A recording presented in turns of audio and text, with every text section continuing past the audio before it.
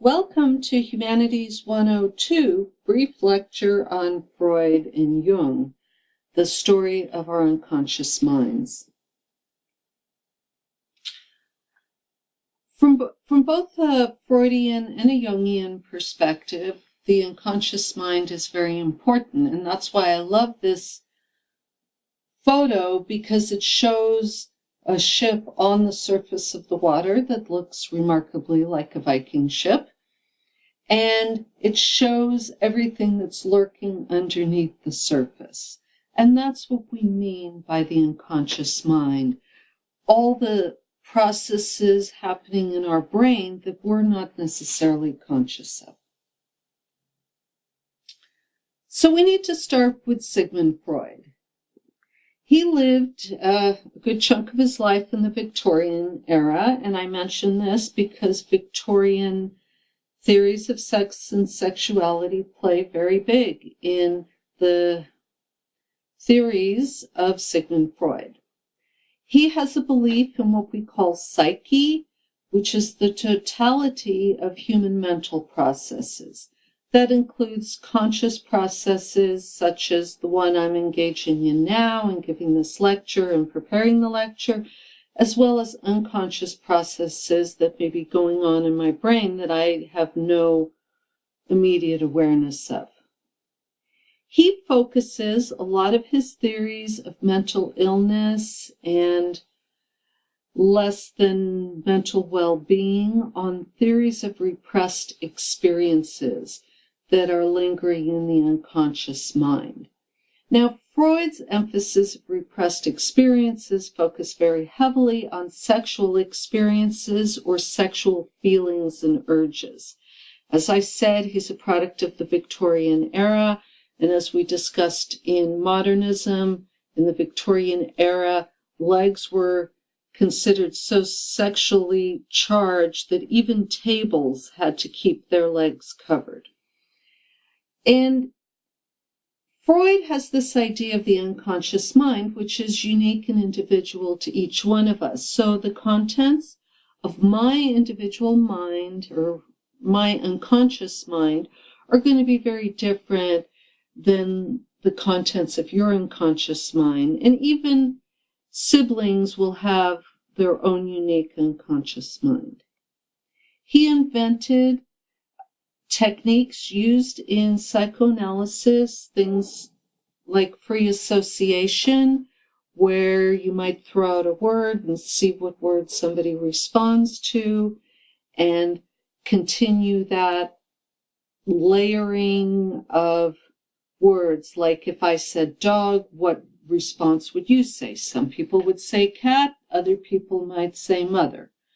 And through all these associations, that would help Sigmund Freud with diagnosing what is ailing you. This process becomes early psychoanalysis, but that's going to go through a lot of evolutions to our own present time. And as I mentioned, for Freud, this role of repressed energies that are primarily sexual are critical aspects of what's going on in your unconscious mind. And one of the goals of Freudian psychoanalysis is to reveal those repressed energies and help people deal with them in a more conscious manner. He was a believer in interpretation of dreams. Our dream images could provide clues to our repressed memories or repressed experiences or issues that are causing us mental health challenges. He also focused a great deal of his work on the Oedipus myths from the ancient Greek world. And for those of you who aren't familiar with this tale, it's the story of a man who is told by a psychic that he's going to kill his father and marry his mother. And because he believes this will actually happen, he leaves his hometown and travels far away and ends up killing a man, and then becomes king of a new city-state in ancient Greece and marries the queen. And it turns out that he was adopted. So the parents he left behind were his adopted parents, and the man he killed on the road was his father, and the queen he marries is his mother. And Freud really focuses on this one myth as central psychic contents of Western humans. And then he's really focused on science. And that's a very interesting point with Freud. He's very focused on the work that he's doing being taken as significant scientific research. He was a medical doctor, and he wants to make sure that people cannot dismiss his ideas because he has scientific proof that his ideas are true.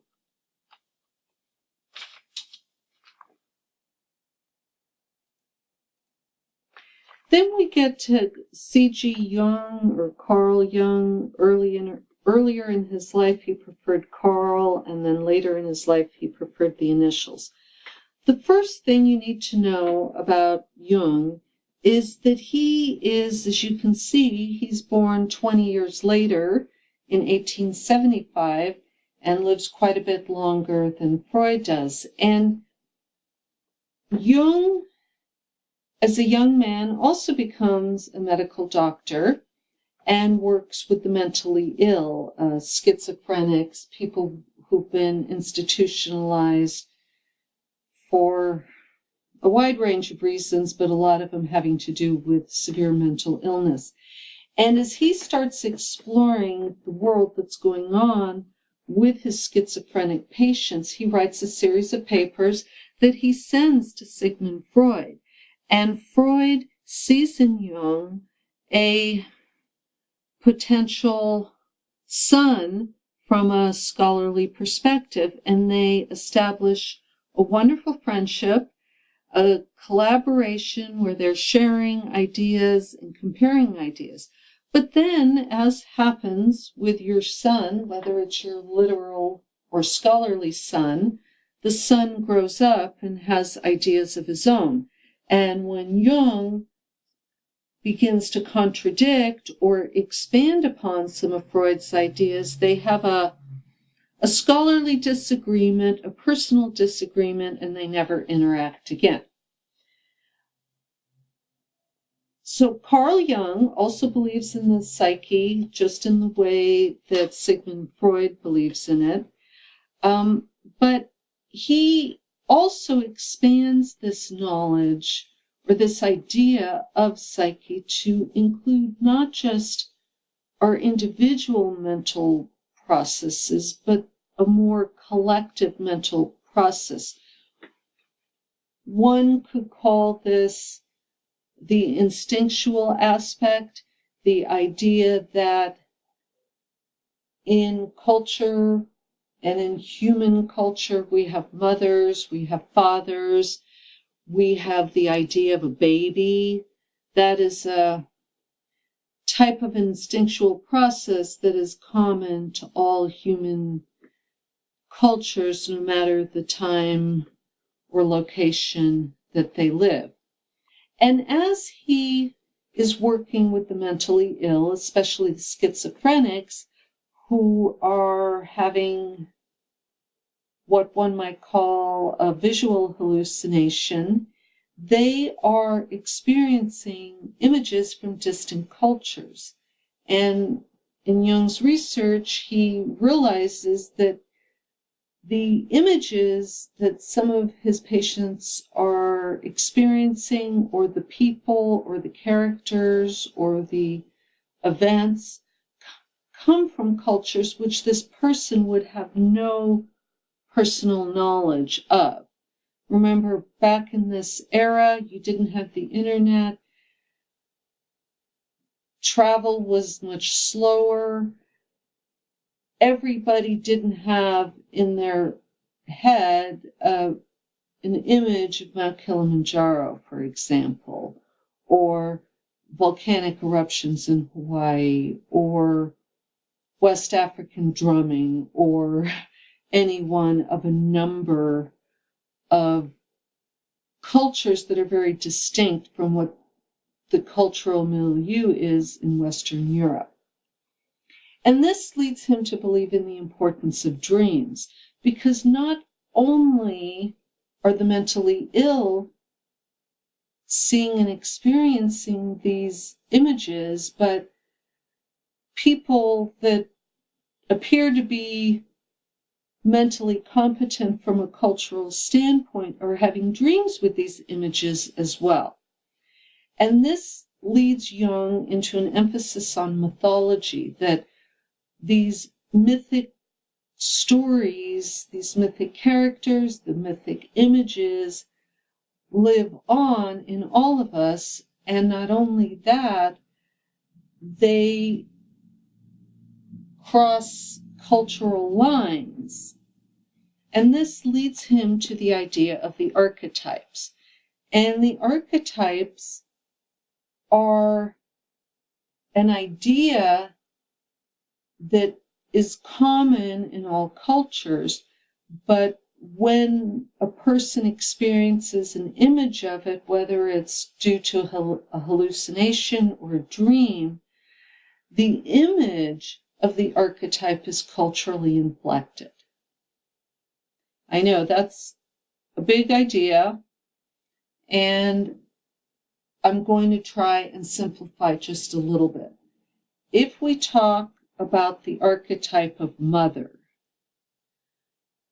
in different cultures, in different eras, in different geographical locations, the image that society created of what a good mother is and how a good mother looks may vary significantly, but every culture has an idea of mothering and what mothering looks like.